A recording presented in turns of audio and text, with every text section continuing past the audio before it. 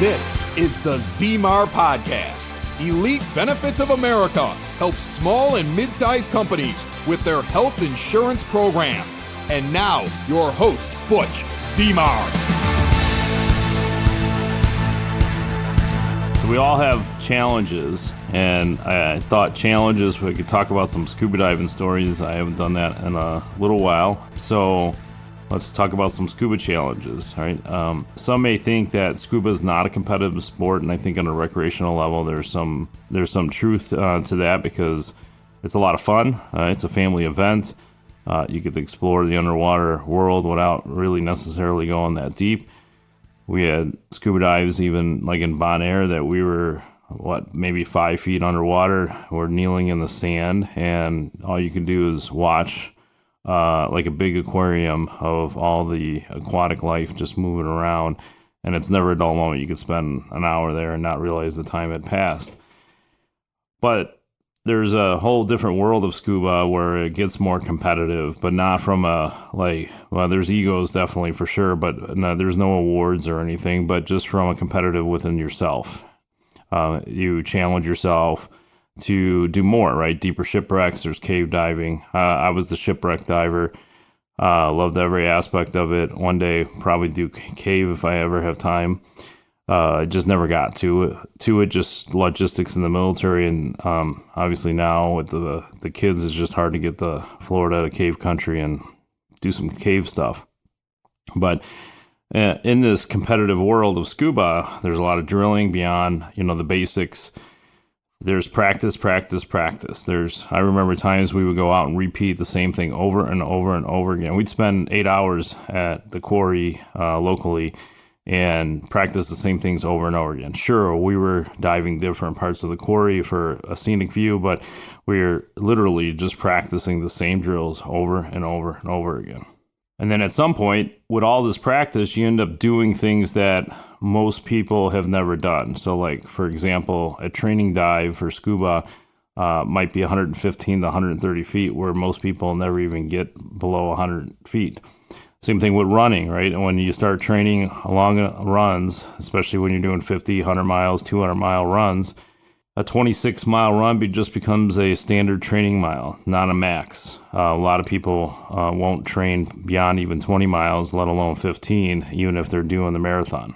But there's a lot of times that we would go to 150 foot and 38 degrees just for a warm-up dive. I remember going to a place in Lake Wazee. It was called Lake Wazee in Wisconsin. It's supposedly the deepest lake in Wisconsin. And we were planning a 215-foot dive. Well, our warm-up dive to get ready for that and check equipment was 150 feet. So there was other times that we did scuba dives for 2 hours just to do training. And there's times that when I lived on the East Coast, we'd spend $250 on gas and air for the scuba dive just for a training, just to make sure that we got our skill set, we can handle currents, we can have rocky boats, we can have those elements prepared for us so when we do deeper dives. And then some scuba divers keep pushing the limits, and that's a whole nother topic. There's definitely good limits to be pushed and make the world better. I mean, let's think about it, where we wouldn't think about diving without a pressure gauge today, but at some point there was no thought of having a pressure gauge until too many people started to die in caves because they didn't have a pressure gauge to realize what the pressure is. They had a check valve where it gave you a reserve when you moved the valve. And with the ceiling, they were bumping the check valve, and so they were using up all the reserve and not even knowing it because they can't see behind their head.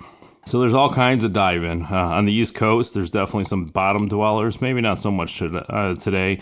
There were ones that overweighted themselves so they could stay at the bottom and they could see if they could pick anything out of the shipwreck they could take home, which in some places is illegal. In a lot of places it's illegal. And so you have to be careful, but back in the day, there was very little to no regulations on this, or they got away with it more, maybe back then. And then you have, big historic shipwrecks like the Andrea Doria, right? And so it's a great shipwreck from what I've heard once you get in the wreck, right? When you get to the wreck, you still have to deal with massive currents. and other conditions. It's dark and it's cold, and there's been mishaps on it, unfortunately, but I've heard it's breathtaking because a lot of it was still intact. Now, it's years later. Last time I was not exploring diving, but I was just doing research on it because I was curious about just other divers that have gone before. And it seems that it was coming to the end where they were worried about some collapsing going on.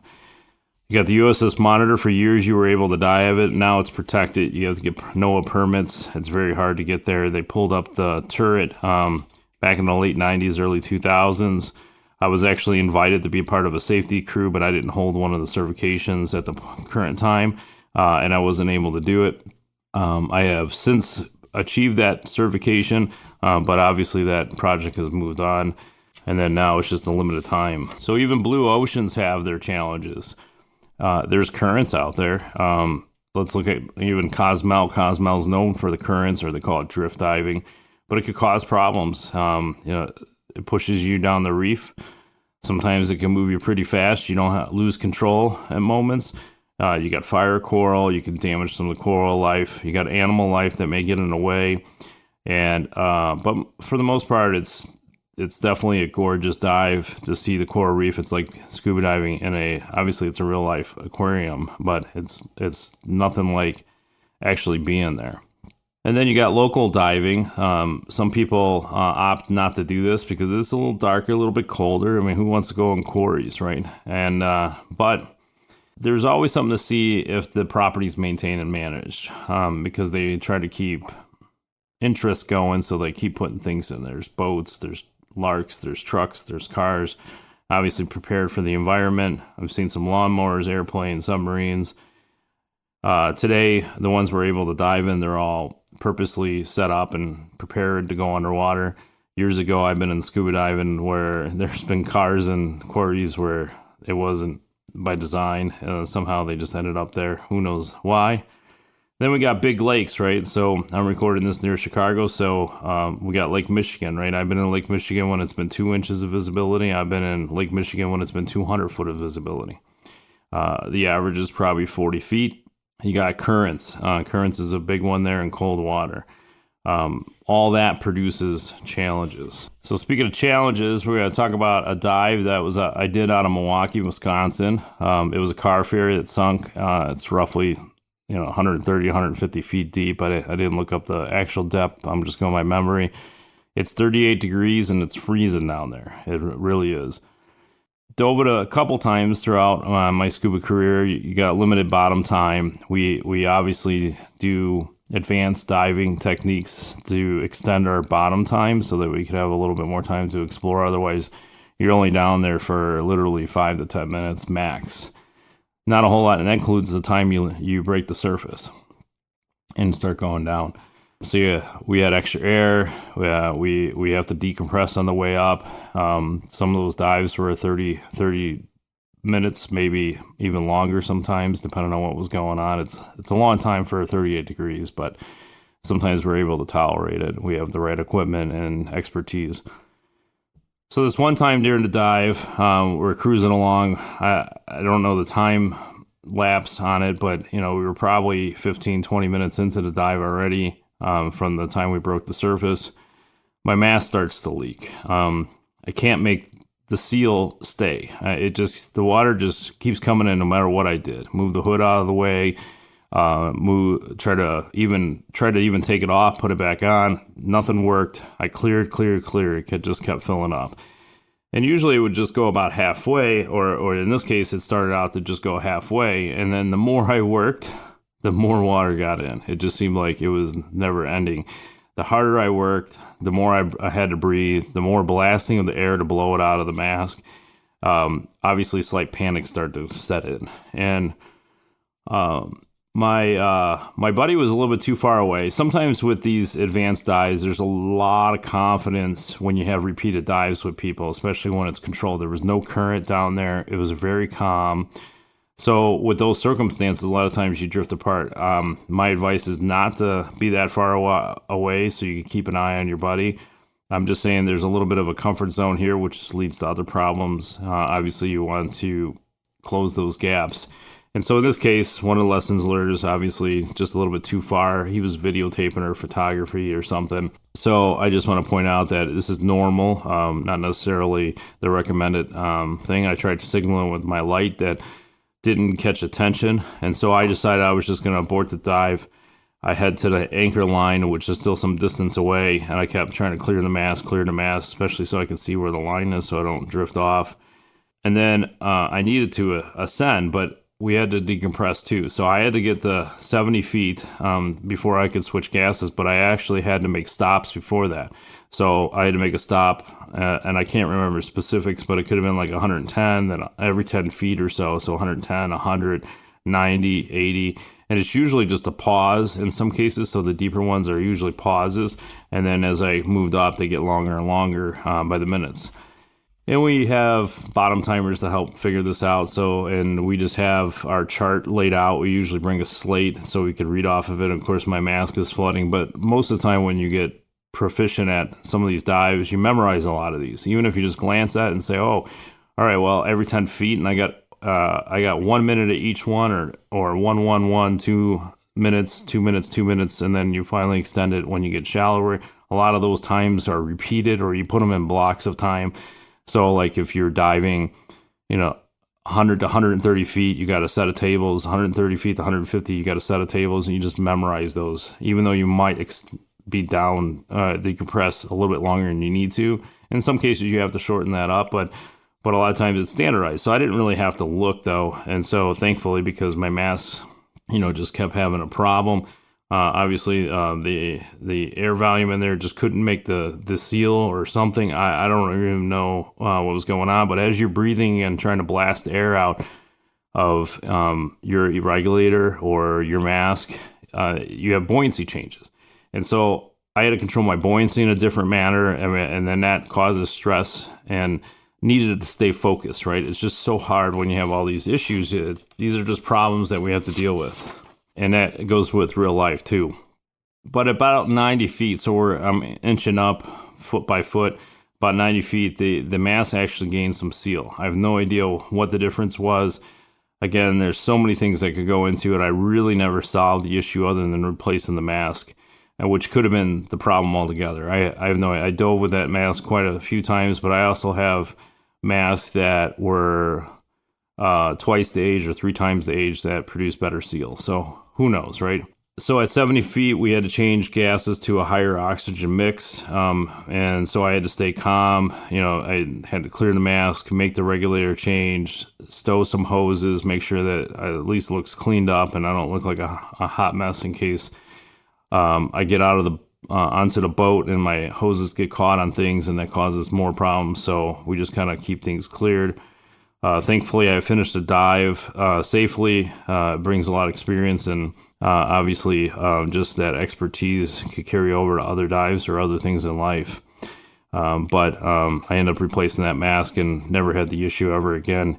And I've been since then with the newer mask, been deeper, longer, everything. And it's actually I still have that mask, and I still use it occasionally because my kids are in hockey. It's just hard to get out there, but I still have it, right? It still works. The other one didn't have as much life, apparently, but it is what it is, right? You just take those lessons, solve those problems.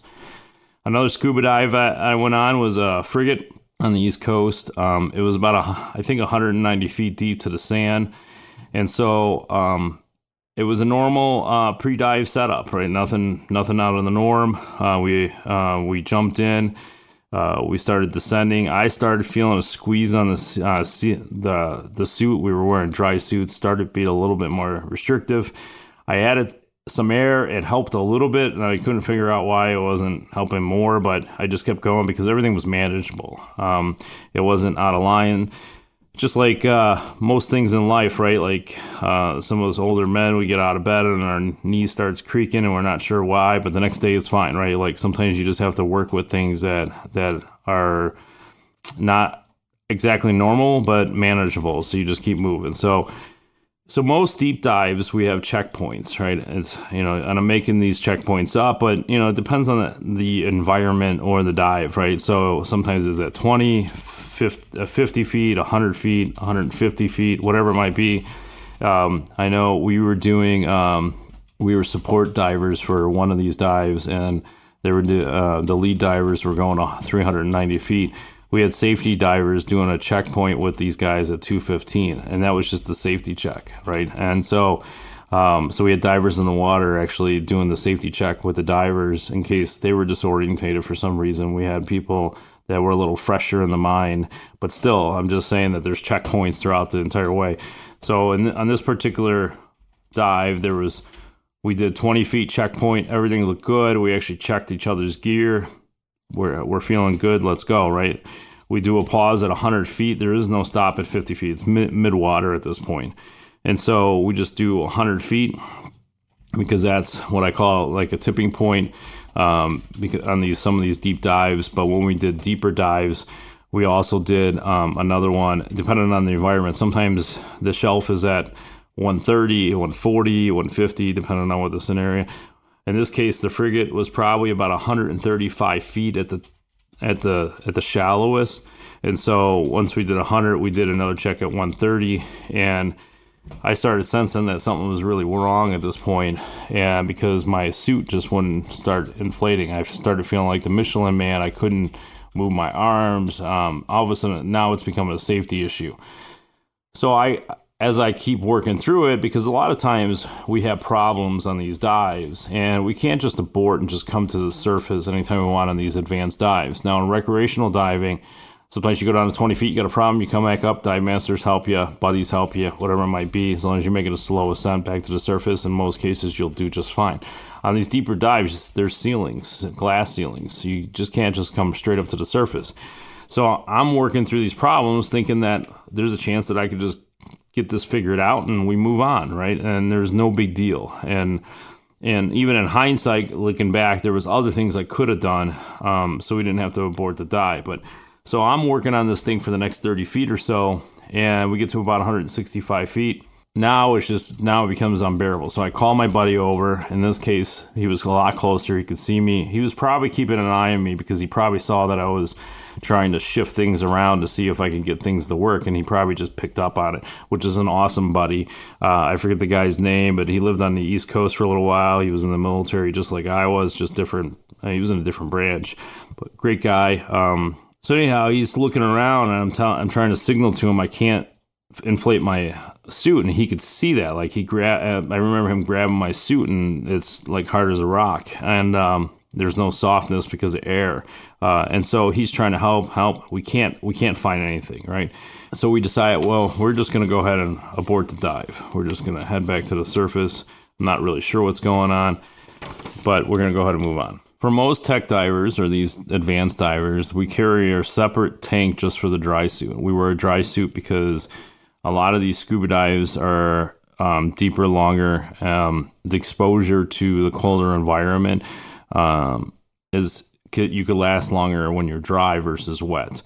There's a lot of times, though, that you're better off wet than dry because your body adapts to the temperature surrounding, and then you just get accustomed to it. In some cases, you get numb to it, but dry suit, usually you end up being a little bit more comfortable. But again, I've been in water with a dry suit where I was colder than the guy with the wetsuit. But in this case, because we knew it was a little colder, we were doing a number of dives. A number of them were deep. Your core temperature takes a beating during this time frame. Not necessarily in a health negative way, but it's just harder for your body temperature to keep warmer. And so wearing the dry suit drastically increases this. And so, but in some cases, we carry a separate air because on some of these dives, we're adding helium to the mix of what we're breathing, right? Some people are like, oh, I don't know. I've heard so many different names of, oh, you're going to sound like Mickey Mouse. No, not at all. You're introducing a little bit of another element. Historically, other people in our industry or in the scuba industry have tried other things, neon, hydrogen, all kinds of stuff, because what you're trying to do is reduce a little bit of the oxygen level because it gets too high, and there's a whole science behind that. And then reduce the nitrogen level because that's where some people call the rapture, the deep. You get goofy, you get drunk underwater. Most of the time it's tolerable, but I always say it's kind of like drinking when you're 21 years old, because we don't drink at 18. At 21 years old, 1 to 2 beers, and all of a sudden you're feeling it pretty good. When you get older and you have more experience, 1 or 2 beers doesn't do a whole lot because of the tolerance level. It's the same thing happens with this nitrogen level. And so when we do that, especially with helium is technically a thinner gas. And so when it gets into your suit, there's no thermal properties. It actually goes the opposite way. So it's actually going to be colder in your suit than just standard air. So a lot of these advanced divers will wear a separate tank just for that alone, and then they just fill it up with air. Some more people will go further. There's more money involved, but you can get it where you can fill it up with argon gas. And argon gas, after you purge your suit with argon, where it's pure argon in the suit, it is actually very, very warm. It's thicker air, at least compared to helium and air, and it allows you some worth. So I had this separate tank, and so it ended up happening after we boarded the dive, we found out the tank was empty. And so somehow, some way, either I didn't do a great job checking how much air, because they have an air compressor on board the boat. I could have easily got it filled, not an issue. Or it just kind of drained, and we don't know specifically why. Accidents happen all the time. Weird things happen. O-rings leak, whatever it might be. It could be dirt on the O-ring that caused it to happen. There's all kinds of reasons, right? So what I think would happen is when even at the checkpoint, I was still able to manage the dive because there was still a little bit of air left.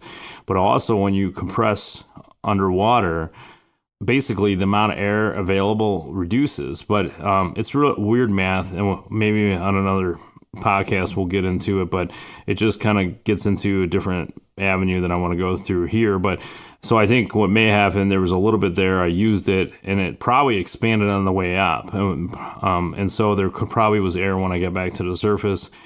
But anyhow, we believe that's what it came down to, and I couldn't fill it. So when I took my dry suit off, though, I had lines all over my body from the squeeze from the suit, because it's a big rubber suit that it's like you shrink wrapping food items so you can store it. So it just kind of shrunk together. But in scuba, there's definitely a lot of things that could challenges that occur, and it gains experience, just like in business. We've had blown hoses, we've been out of air a couple times, miscalculated dive tables. That happened. Sometimes you get blown off a shipwreck and your dive profile drastically changes. That's why dive computers are definitely more modern age today, and they adjust for you. We've dropped gear. We've had missing divers. We had panic divers. We've had lost at seas. And the list goes on, right? All of these were manageable.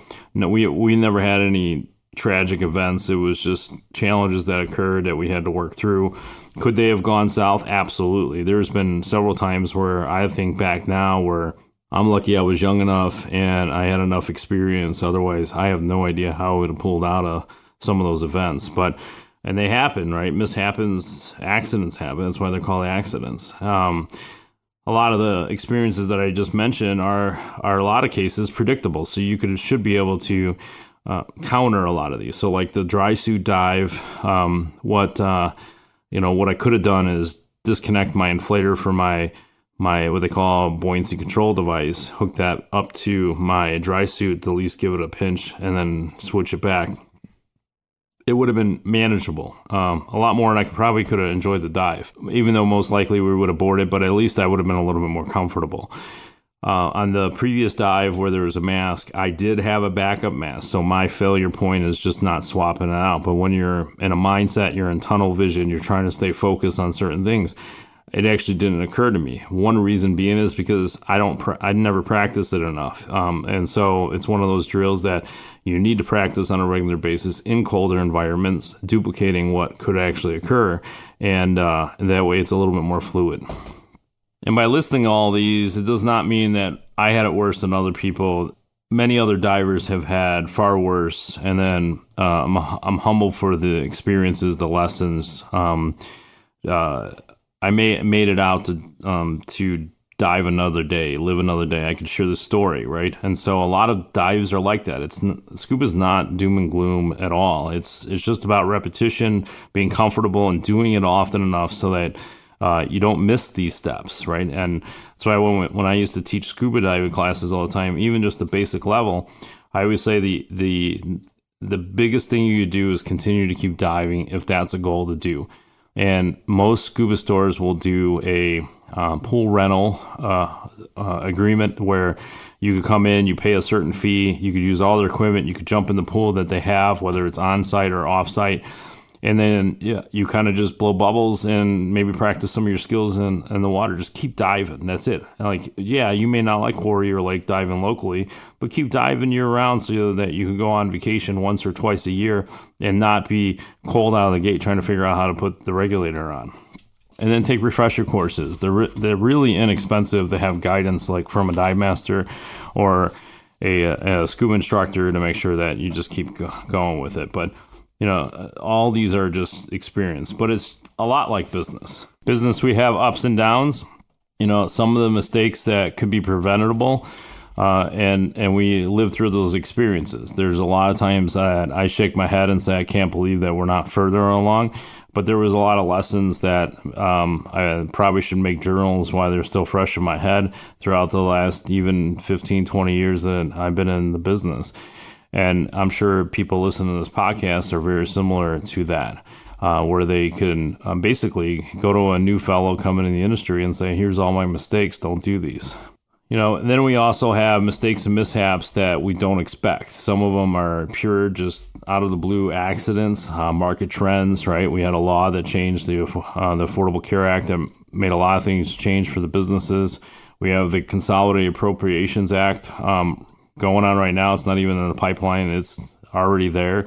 And so we have to adapt. Those are things that we didn't ask for, we didn't predict, we didn't ask Congress to do anything about, but they did it, right? So we learn, we move on, we make the mistakes, we dust off, and we keep moving. And then there's times where we keep doing the same exact thing, hoping for a different outcome, and nothing ever changes, or it's always the same, or you make a little progress, but then you just throw your arms up and you don't stay consistent. When it comes to your benefits renewal, this happens all the time. People approach this, business owners, CFOs, HROs, all of them. There's employers that have hundreds, if not thousands of employees still doing it the old game because they think every year they're able to figure out a way to actually combat and then keep that nice little purple logo on your card or whatever it might be. And I think in certain situations, the situation is definitely the boss, where it may be, and you just have to actually come to the realization those are the outcomes. You can't fight the outcome, expect something different, and especially if you don't do anything different. It's obviously the definition of insanity. We expect healthcare costs to remain flat. Most of the time, this is because your own sales are flat. If you're growing, you expect those expenses to increase, right? There's a little bit more realization that, all right, okay, I have more employees now, or yeah, things are moving. I'm sure my employees are moving, and with activity, there's health claims, right? It just happens. So we end up repeating the same pattern, right? We work with only similar carriers. A lot of brokers maybe have 2 to 3 insurance companies they work with, and you just keep rotating the company from one to the next every maybe 2 to 4 years, depending on the cycles and the increases. Sometimes it's warranted, but the reality is there's no loyalty in this business, right? Some people call it a relationship business, but it's really out because I can make a strong connection. I can actually have a background with somebody, maybe a veteran or Southsider, whatever it might be. And the other guy ends up winning the business for one reason or another, right? There's probably, you break down sales dynamics, you probably could figure out where the breakdown is just from a process standpoint. But aside from that, right, you always go with the more charming broker, right? But also maybe new solutions, maybe new ideas. And as long as the employer is open to it, you certainly can make those moves. And it could be with the same broker or move on to something better. But we definitely need to have different expectations and need to plan. It may be a long-term thing, it may be a short-term thing, but you have to start planning and you have to give it enough time. You can't make one move and then expect the next renewal to actually correct itself. It just doesn't work that way. So the best thing is having a playbook, right? You get your own playbook, you strategize it, and it's a multi-year lookout, and eventually you might be able to predict those renewals well in advance so there's less surprises. So get your benefits playbook at elitebenefits.net/playbook.